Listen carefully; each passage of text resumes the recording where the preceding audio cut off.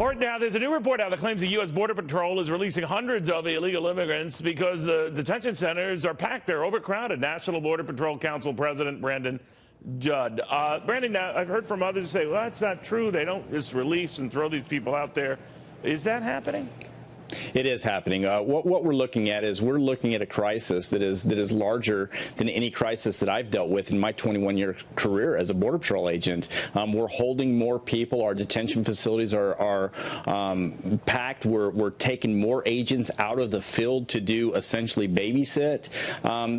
There's a lot of things that are happening, and because of this stress and the stress factor of the number of people that we're currently holding, we're starting to walk them out what we call our front door, and we're letting them go. Where do they go, it's the catch and release program again. Where do they go? Well, from there, they disperse throughout the United States. We got a lot of people that are going up to Georgia. You got a lot of people that are going up to Massachusetts, to Boston. They're dispersing throughout the entire United States from that point. They're going, most of them will go to the Greyhound bus station and take a bus ticket to wherever they're going. They're supposed to eventually show up to a future court date in which they have the right to try to prove that they should be allowed to remain in the United States. But the vast majority of these individuals never show up to their court date, and they disappear into what Obama termed the shadows of society. So the ones that are let out, and keep in mind, I'm sure you're on top of your facts, but others say that this is not happening. So if you'll just indulge me, if it is happening and people are being let go, is there a pecking order? Who is let go? In other words, you wouldn't let a murderer go or a rapist, if that kind of person in the population. No, of course not. So how do you decide who goes in that event? So the first people that you're looking at is you're going to look at the female heads of household. You're going to look there first and hope that that's going to alleviate some of the stress. The family units will then be, the full family units will then be next.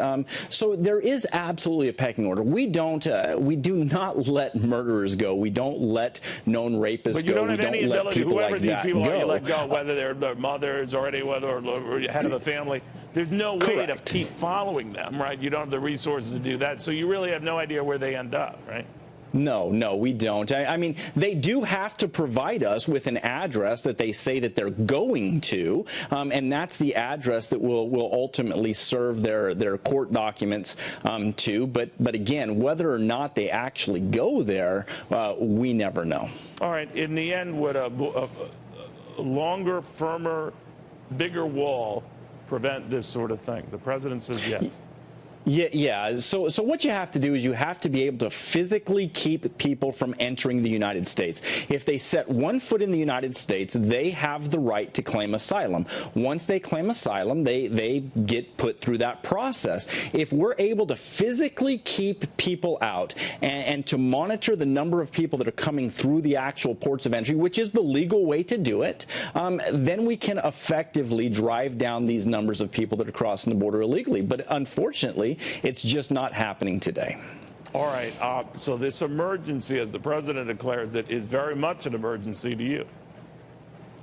Yeah, I agree with him 100%. Again, 21 years in the Border Patrol. I was right in the thick of everything in the Tucson sector when we were making more arrests than at any time in the history of the Border Patrol. Right now, we're dealing with more people. We're on pace to deal with more people than we've ever dealt with before. Right. This is, in fact, an emergency. It's greater than 2014. It's greater than the early 2000s, the mid 2000s. This is an emergency, and we're seeing the effects of it right now. Judd, National Border Patrol Council President, thank you very, very much.